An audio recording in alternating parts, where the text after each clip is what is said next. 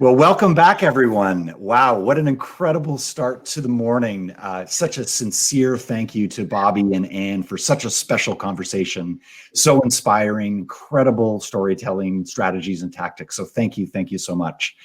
I want to be on stage for as brief a time as possible because we want to turn it over to my dear friend, Denise Taschereau, who is going to be leading a powerhouse trio on a deep dive on sustainability. We have Chris Miller, who is with Ben & Jerry's, Kirsten DeWest, who is most recently with Lululemon, and of course, Denise Taschereau with Fairware. I could think of no better people to really lead a very meaningful conversation about how it is that we can apply sustainability to our businesses and also just the broader world. Denise, I'd like to pass it off to you. Thank you so much, Chris and Kirsten, for being with us. This is going to be a great session. Thanks, Mark. I'm super psyched about this too. So I'm Denise Taschereau. I co-founded Fairware. We're a founding benefit corporation. We're a distributor in the promotional products industry. And we've really from day one been driving a sustainability justice agenda at our company. We're still at it, 16 years later. And I'm really excited that commonsku, the team, asked me to host something on this conversation. I think those who know me know I'm really passionate about it.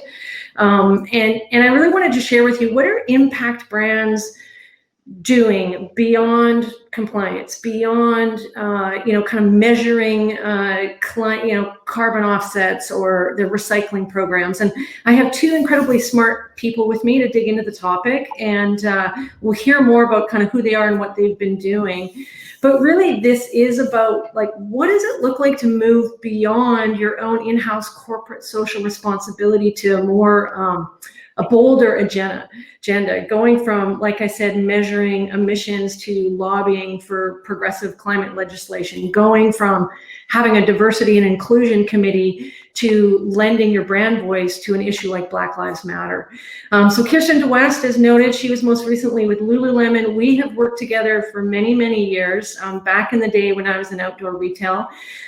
She was most recently, as noted, the global VP of brand management and strategy at Lululemon. And then Chris Miller from Ben & Jerry's is their global activism manager. I'm going to briefly set some context just in relation to where our industry sits vis-a-vis corporate social responsibility. From my perspective, we're often still on the outside looking in, where we perceive ourselves as B2B. We're not always thinking about what the clients we sell to, what their clients are thinking about and demanding from them, and how we fit in. And I would argue that both on the supplier and distributor side in our industry, we're still very much a transactional industry and not yet a transformative industry. And I think what my hope is today, that at the end of the discussion, you'll see what brands are doing on that transformative side in terms of driving an agenda for change in the marketplace, in our communities, and in the world. So with that, I'm going to open up. I'm going to start my questions with Kirsten. And Kirsten, just give us a sense of the kind of work you've been doing, and in particular, the kind of sustainability insights or consumer insights you've been looking for on behalf of brands like Lululemon, or, historically, Coors and Nike and Adidas, and the people that I know you've worked with in the past on this work. Sure. Thanks for having me. It's great to be here. I'm super passionate about this conversation as well. And I think, just to set the context to answer your question, Denise, when I think about sustainability, and this really comes from the research that we did, as you know, at CI, the agency that I founded and ran for 14 years, where our focus was understanding people's relationship with that culture shift to sustainability. I'll throw, purpose, impact. I do kind of joke that sustainability, brand, and innovation are sort of the three most overused and maybe misunderstood words in business, and just thrown out a lot.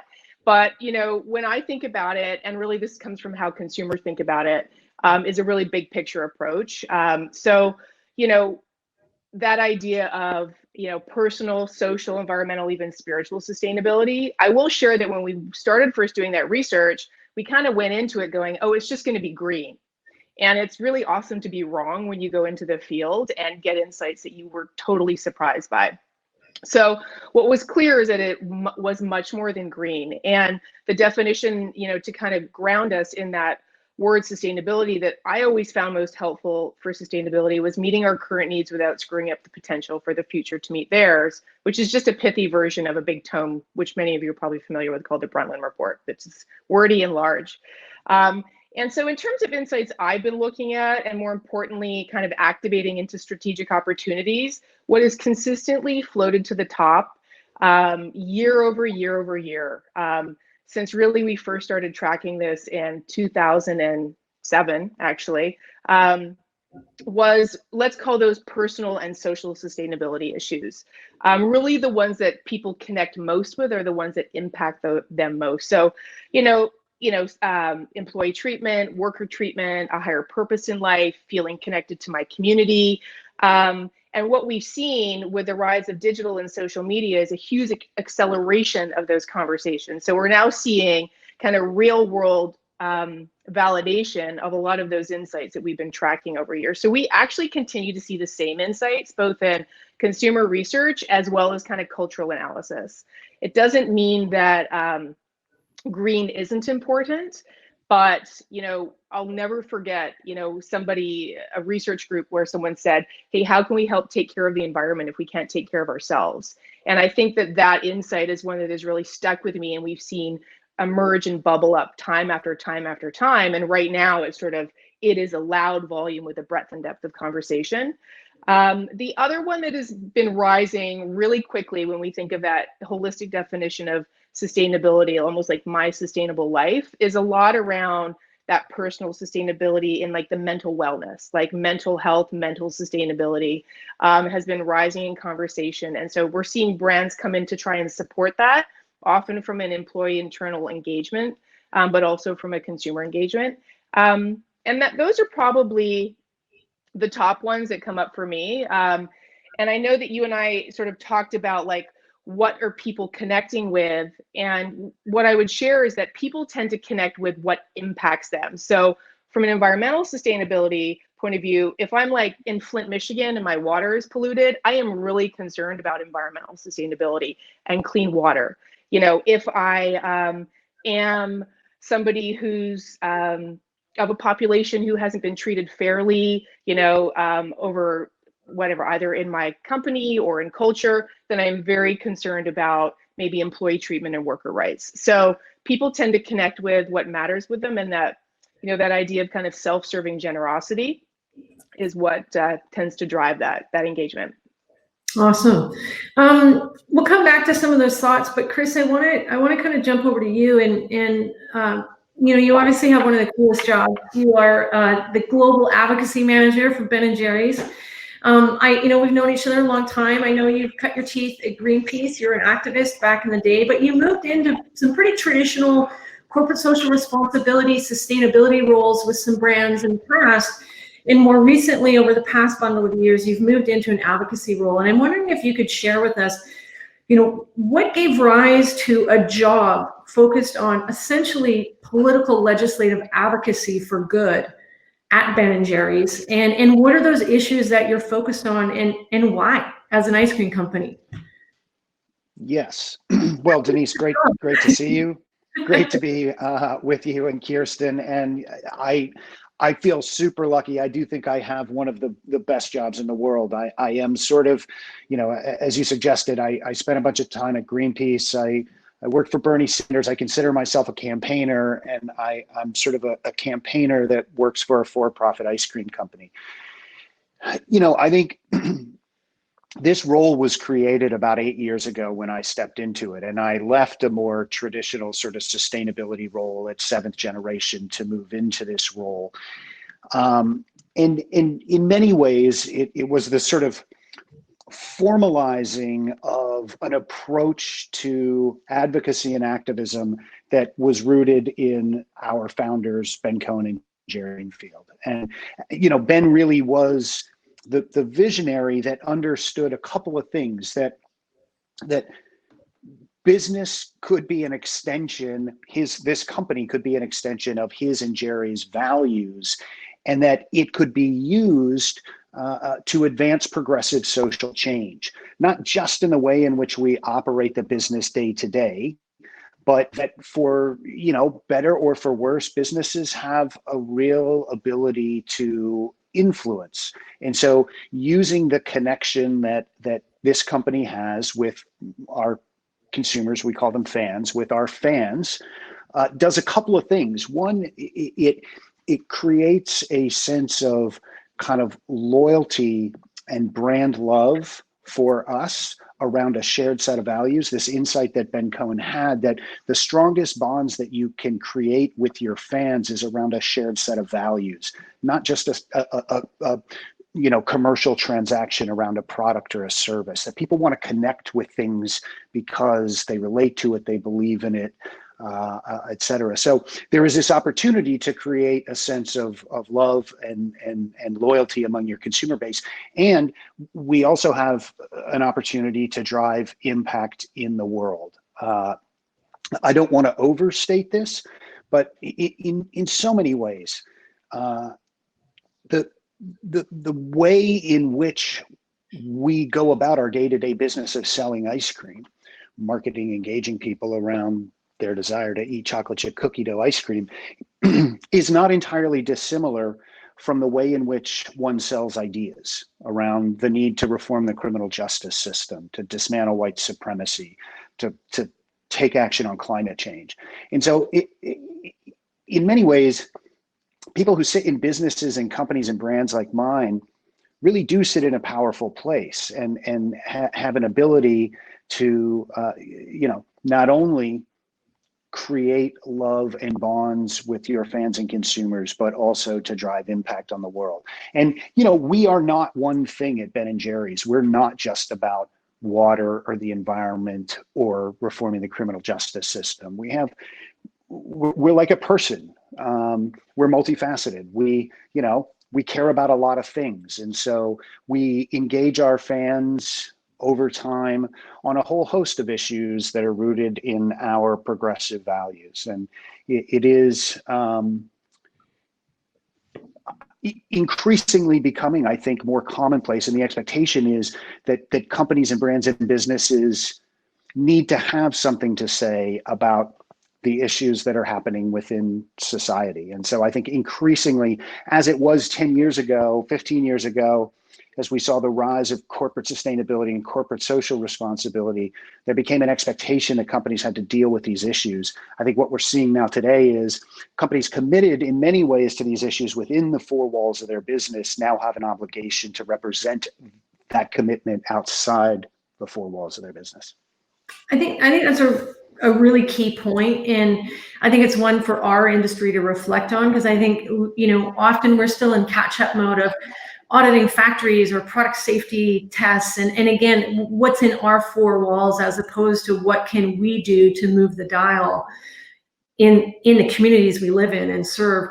And I'm just gonna kind of ask one more thing before I flip back to Kirsten. And Kirsten's someone who spends a lot of her time going out and getting consumer insights on what's important to them, bringing them back to the brand, trying to actualize strategy on that. How are you guys picking your topics? Is it your social mission board, which is a unique structure that you have after Unilever bought you? Is it a team? Is your marketing team going out and getting insights around what's important to people who eat ice cream, and then you're activating on that? Like, how are you choosing to, throw your hat in the ring on something like criminal justice reform, Black Lives Matter, climate, whatever the issue is?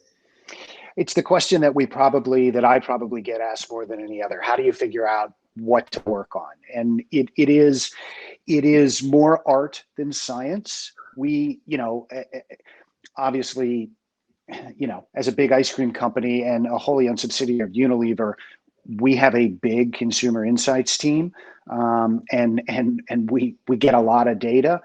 What I will tell you is the trick to doing this work is rooting the work in something that we believe as Ben & Jerry's, not trying to figure out what we think our consumers or customers believe and appropriate that. So I think obviously we use performance marketing and consumer insights, once we figure out what it is we want to do and what we believe and what we're going after, then obviously we want to be able to communicate in a way that brings our fans along and ultimately drives them to take an action.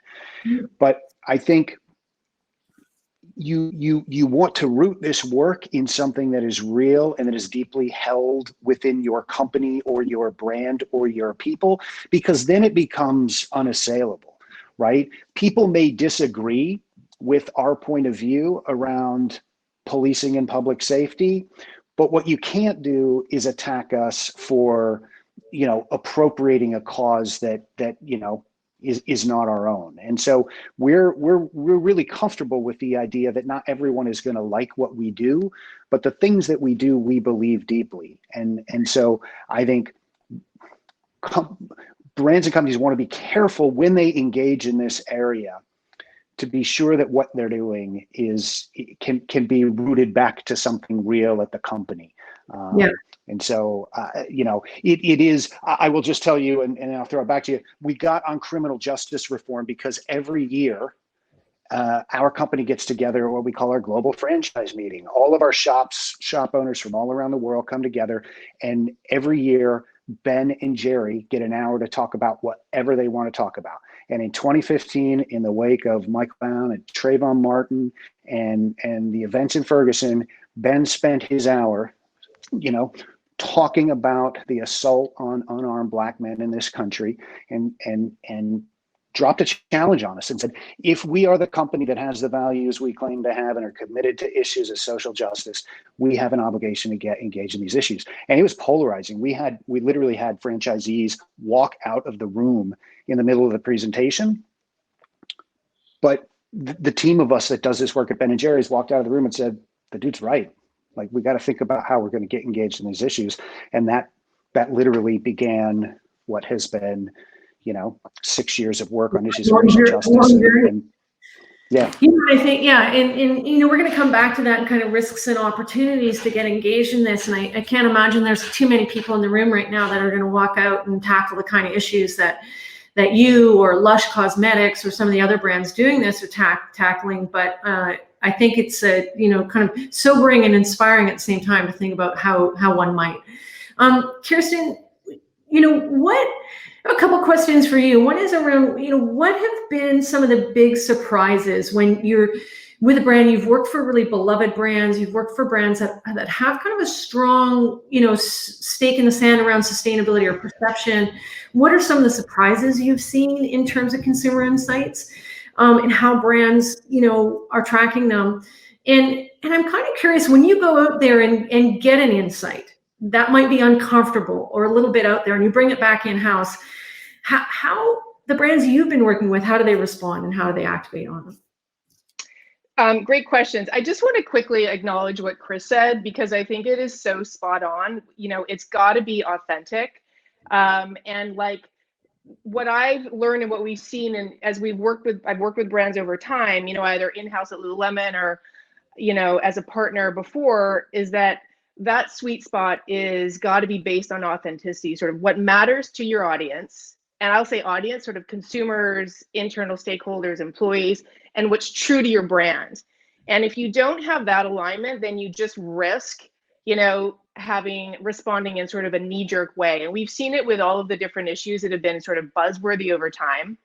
When the environment started coming up in, I don't know, like 2009, 10, it started getting quite buzzy, maybe a little earlier. There was this big knee-jerk green response, right? And a lot of philosophy put out there by brands.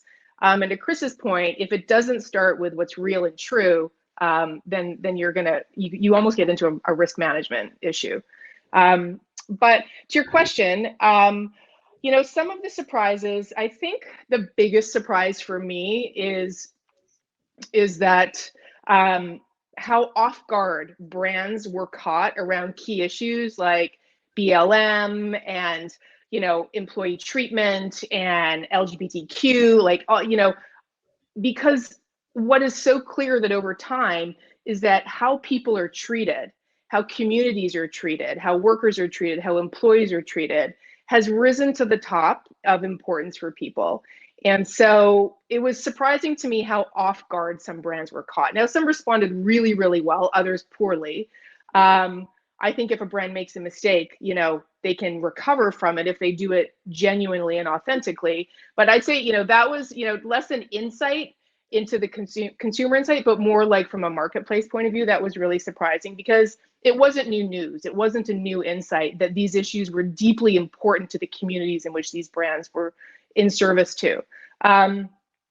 And so, kind of going back to that quote, right? How can we take care of the environment if we don't take care of ourselves? Like that was in 2007, right? And so that again, it's not new news. The other piece that was sort of really surprising to me is that, without naming names and brands, a really surprising insight from the consumer point of view was, I was involved in some brand reputation tracking for a series of brands. Let's call it the broader kind of health and wellness category, of which, a lot of brands are trying to play in right now.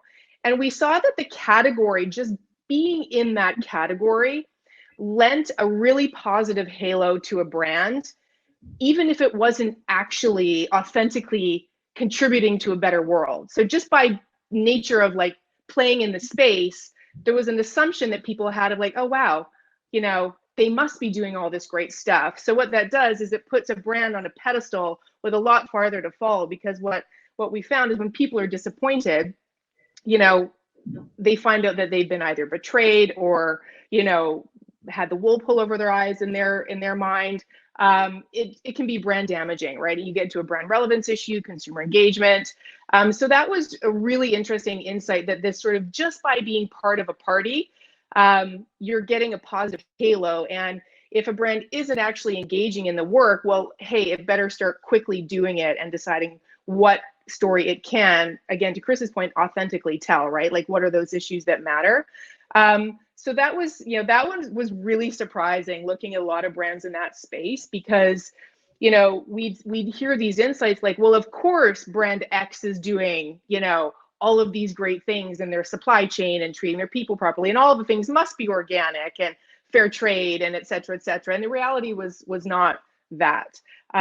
So I think it was a really, really important insight for brands to know, particularly in that category. They're saying it's a $3 trillion category, and a lot of brands, even if they're not in like, let's say the athletic or the meditation or the things that would naturally fall into that, they're trying to play within that. So it's sort of a watch out. And just on that, Kirsten, is it motivating folks to kind of get their act together, or are they like, we can just, this house of cards has held us up till now, we're just going to keep on keeping on, and we'll mitigate or manage or spend our way out of the risk, or is it motivating, and are they starting to put the pieces of the puzzle in place to build their pedestal, as opposed to floating on that house of cards that their customers have. Yeah, it's a great question. Yeah, it is motivating. What I've seen is that when we've shared those insights with people, it is very motivating, because particularly now, I would say, in 2007, 10, et cetera, what we saw is that the sort of the constituents in a organization who were passionate about this maybe didn't have, with the exception of a company like a Ben & Jerry's or a Patagonia, didn't have like either the budget or the KPIs associated with delivering on that insight. And now we're seeing a big difference where executives are saying, oh my God, this is a brand relevance issue. Like, this is a brand risk issue. And so whether I care about it in my heart or my head, ideally both, I better respond, because a house of cards is not something that I want my brand to be a part of. I think that when delivering insights that are shocking or surprising or even challenging, I've always tried to take the approach of engaging, in a conversation with the people you're sharing the insights with, and really explaining not just what the bad is, but what the opportunity is. Every challenge has an opportunity on the other side of it. And so I think that when you go through and deliver some insights, and I'm a big fan of, and really believe that data does not equal insight. But you can have a ton of data and like not any insights, right? The insight is that thing is going to spark a big idea that is going to move the dial. And so it's been interesting in the wave of data, particularly around performance marketing, that is very, very data and analytics driven. You know, what are the insights around human behavior?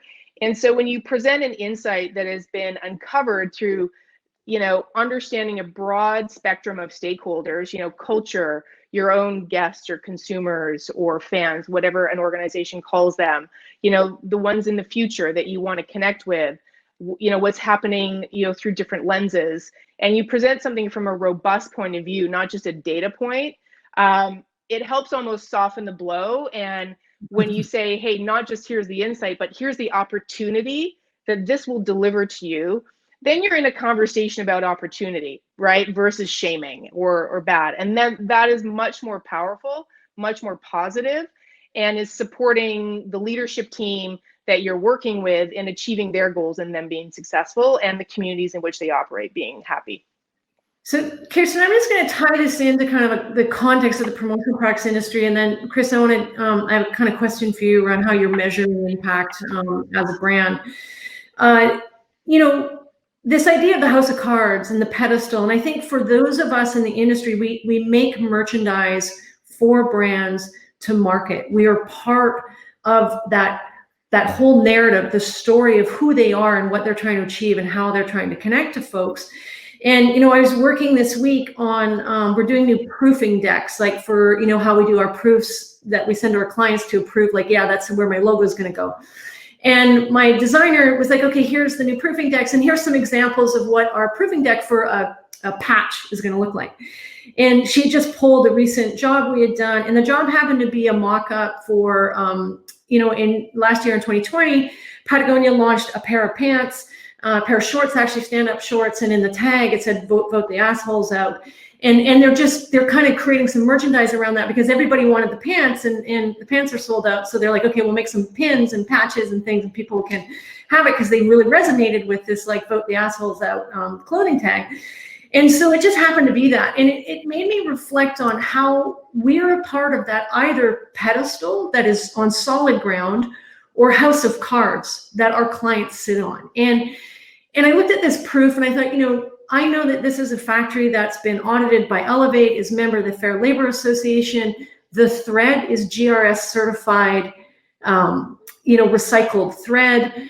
You know, Patagonia's choosing another B Corp to work with us. Patagonia's choosing a certified queer-owned company to work with. Like, all these things that create a thread that just tie together a narrative out to advocacy for the company we work with. And I think that's where we need to get to as an industry, is where in this journey of consistency, of authenticity do we sit? And I think, you know, it's going to be imperative increasingly year over year to plug ourselves in to that story and not think of ourselves as we're just selling stuff and not connecting the dots to the objective in the agenda. So I think, you know, I'm hoping that piece kind of resonates for folks in terms of where we fit in as merchandise brokers in the world, you know. And so with that little bee out of my bonnet, Chris, how are you, you know, how do your advocacy campaigns compare to your traditional marketing campaigns? You know, you're owned by Unilever. You have the data insights team, you know, that many dream of. And I know you measure stuff. So you mentioned that once you pick your issues, you go to market, and then you're looking at, like, how people are responding.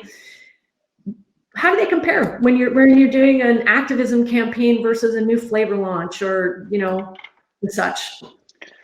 It probably depends who you ask in the company, Denise. If you ask our corporate communications team, they're tracking impressions, and, you know, when we will compare something that we did on the advocacy or social mission side to a flavor launch. And so, you know, people will look at impressions, people will look at reach, people will look at engagement.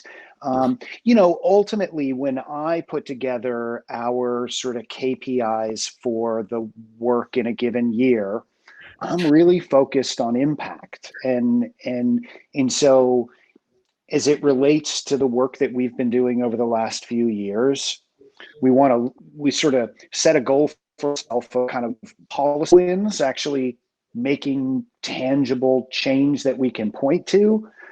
And then I think we also are keen to continue to build our power as a for-profit ice cream company that does this kind of campaign work. So, what we don't do is just chase reach and impressions, because I think that, that will lead you down a path of a certain kind of content and clickbaity stuff. I think, we have a data, what we call a sort of activist database at Ben & Jerry's, in the same way we did at Greenpeace. So we have people who come to us because they like our ice cream and they sign up for our newsletter. And then we have a segment of that list that are people that have taken action with us in the past. And so we want to continue to kind of build that over time, because it allows us to kind of leverage those people in support of making change. We've spent the last 2.5 years working in the city of St. Louis with a coalition of grassroots organizers working to close a particularly old, horrendous jail in the city of St. Louis. 95% of the people in this jail are being held pre-trial, right, for lack of cash bail. The idea that people, on average, people spend about 320 days in that prison for no other reason than they're poor. The goal for the work is to close the prison. And I'm super happy that about 6 months ago, the Board of Aldermen voted unanimously, finally, in the wake of the events of last summer, to close this prison. So, that was a win. And that was one of our KPIs for last year, was to win in the city of St. Louis. And so, we look at a bunch of metrics, and obviously inherent in our model is a commitment to producing a lot of consumer-facing content on these issues. So if you follow us on our digital and social media channels, right, we are posting really great recipes for things you can do with pints of ice cream. We just launched a new flavor with Colin Kaepernick. Like, we do a ton of Ben & Jerry's flavor stuff, but we also have a almost daily cadence of content that are rooted in these issues that we're working on, all with the focus of driving people to take action. So we do use sort of performance marketing to test and scale content, and we're testing and scaling based on people taking action and driving impact, not just kind of reach and scale. So one last point, now I'll throw it back to you. Business world, almost every aspect of business is imminently measurable, right? We have a dashboard of metrics that we can look at literally on a daily basis that shows up in my inbox, that shows us everything from how we're performing against our monthly sales targets to the price of butter. This stuff is more complicated, If the goal is to close a prison in the city of St. Louis, we worked on that for 2.5 years, and we were losing until we were winning. And so this kind of advocacy work doesn't always lend itself within the context of the business world to the kinds of measuring and KPIs that so many in the business world are used to having. Thanks. That's interesting. It's the unique set of KPIs. Kirsten, I'm kind of curious from your perspective. We work, most of us work with people in marketing and events departments. Some of us work with people in sustainability departments or HR or operations, but a lot of us work with marketers. What do you think needs to happen internally at the companies that either our own or that we're working with to help them get this? And then more importantly, probably, is actually act on it. What do you think needs to happen? How can we support as vendors, as partners of brands? How do we go in there? And what kind of support do they need in driving this kind of change internally for brands? Yeah, great question. I think a lot of brands are getting it, right? And they're getting it in the sense of, like, we know we need to now understand and respond. They're getting it, for business reasons. They're getting it for brand relevance reasons.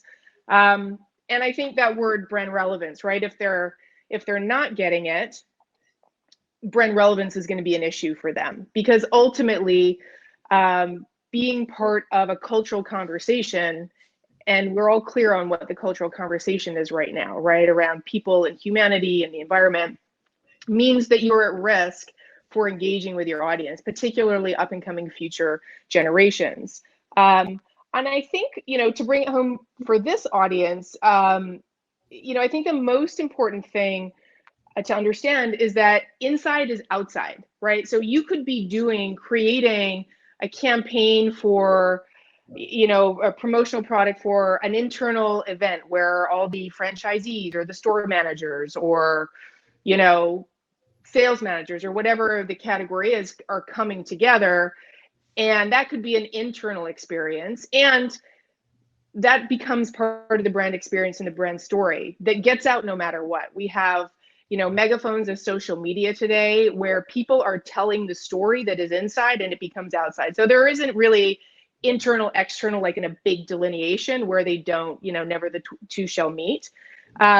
Because any disconnect between a brand's positioning and its brand experience, is going to be identified as a risk to the brand. And people can smell nonsense and BS these days, right? So they're going to, hear it and respond to it. And then it's going to impact relevance and consumer engagement.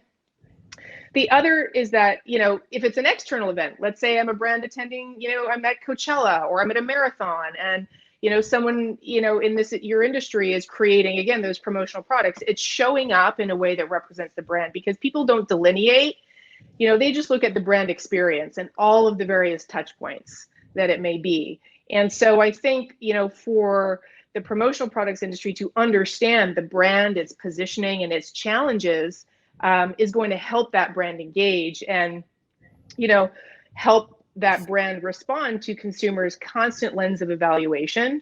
The other, big insight, you asked earlier about insights that were important, and one that has really, stuck with me over the years and is really, really relevant today, as much as it was, a few years back, is this idea of help me be a conscious consumer. I want to be, and it's really, really hard. There are very few people that every individual purchase, brand engagement that they have is 100% reflective of the better world that they may want to see. There's barriers, price, time, knowledge, etc. And so the question that I would pose to this audience and challenge is, how can you help people fulfill that desire? And how can you help the brands that you partner with help their consumers be better? Mm-hmm. Yeah, I mean, we're seeing that. I'd say our biggest category of product in the last bunch of years, it relates to zero waste. Like, how do you enable people, instead of giving them like an irrelevant knickknack made out of PVC from Lord knows where, which our industry is full of, it's give them something that will help them on their journey to change some behaviors, a reusable Ziploc so they're not using, plastic bags all the time, or whatever it might be, to just help them down that road of making better decisions. Chris, I want to, first of all, I kind of want to acknowledge that it's probably hard for you to be here today, knowing who you are and knowing what it must have felt like for a lot of people in the audience to wake up this morning in the United States of America, in a country that, I think we're all surprised by what's happened in the last 24 hours. And I was thinking a little bit this morning about you in particular, and I'm sure you've got a busy day ahead of you. And I think it actually lends to my next question, which is advocacy is scary. And, I'm coming from the perspective of a Canadian. We barely talk about politics. We're super polite. And it is, you have taken it to the next level as a brand. I think there's still a lot of brands out there that are, scared to measure their carbon footprint, right? Never mind talk about climate legislation. Mm-hmm. And so I want to just, probe a little bit on, like, what are the risks and benefits for advocating? you know, and yeah, brand. If you're going to say like, I mean, worry about, here's what the opportunity is, what are they? This is scary for people who sit in, you know, traditional marketing roles at brands and companies. Like it takes a leap of faith. It is counterintuitive to think that a strategy to part of a strategy to both drive impact but also build your business is to have a point of view on an issue that you know people will disagree with you on. It sort of doesn't make sense, right? But what we know is that this company has grown year over year for 42 years, and we're an ice cream company, and we talk about all of these issues, and I think it takes courage and bravery on the part of the marketing team to be able to kind of resource this in a way that lands in such a way that is authentic and credible and focused on impact. I mean, we spend, I bet 20 to 25% of our working media dollars in support of our advocacy and activism campaigns. Like it's a meaningful proportion of our marketing resources, and certainly in terms of staff. You have to be comfortable being uncomfortable. I mean, I will tell you that our statement in response, you know, built on a body of work, but our response to the murder of George Floyd led to the phones ringing off the hook at our corporate headquarters for 3 weeks from angry people that, you know, said we were supporting, you know, terrorist organizations. I mean, from unhappy police officers. And I think in a lot of companies, I mean, you know, so our poor consumer affairs team that usually is answering phone calls for people who didn't get enough cookie dough in their ice cream or got too much cookie dough in their ice cream, were fielding phone calls from police unions, right? I think there are a lot of people that would step back after those 3 weeks and say, whoa, we really screwed up. And that was a distraction, right? But you know, I'm fortunate to work with a group of people who felt like we must have done something important. So I think you have to be comfortable being uncomfortable. You have to have some level of courage to kind of step off.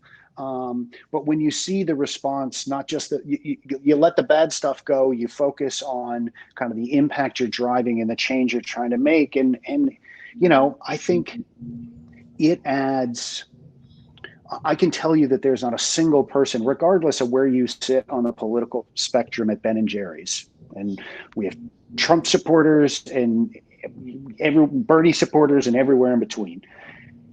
People identify and connect with the social mission at Ben & Jerry's, and it is one of the primary reasons people stay at the company, work at the company, and are committed to the company. And so this approach is powerful, not just in terms of driving impact, in terms of building a successful brand and business, but it is also a really powerful way to build culture and buy-in from your employee base. So and I think, I mean, I know where you sit, Denise, is a different place than where we sit at Ben & Jerry's. I do believe there is an opportunity for every company to do some of this work and to engage on things that they care about. And so not everyone has to jump in and tackle the criminal justice system. But I think where your industry sits is a really interesting one, in that because your products are ultimately used by brands and companies to promote themselves, there's a really interesting opportunity there for you to be a part in this industry, to be a part of telling that sort of story around both what the product represents, what the brand and company is trying to represent in the world. And I think there's a big opportunity. Yeah, I agree. I know we're wrapping up in about a minute. And I think, because we just had an opportunity to do some gifts for you as a brand. You're a client of ours. And in the conversations with the buyers, I think that buyers like you, buyers that we deal with at Patagonia, they're the bellwether, right? Your buyers started the conversation by asking me if we had any Black-owned suppliers that we could support, U.S. manufactured products. You know, we ended up doing a FSC certified speaker and some Patagonia product. But like the questions they were asking about how can we leverage this spend to drive change, to tie into the issues that we care about, you know, that's where the world is going. And I think our industry needs to be ready, you know, and I would just say, we're asking those questions, and I will tell you that our parent company Unilever is starting to ask those questions, and so that we're there's, you know, we're at a tipping point, an inflection point, and I think more and more folks are going to be asking it. Yeah. All right, guys. Robbie, you're wrapping us up. I know I'm the bad guy. I hate being the bad guy because I love this conversation, and you three really have no idea how thankful we are that you're bringing this conversation to our industry. Chris, Kirsten, thank you guys for coming and joining us today. I know it's a busy, busy time for you. Denise, nothing but mad respect. Thank you for always pushing the envelope with us, but we appreciate you all much. On behalf of the community, we are deeply thankful for your thoughts today. Thanks for having me.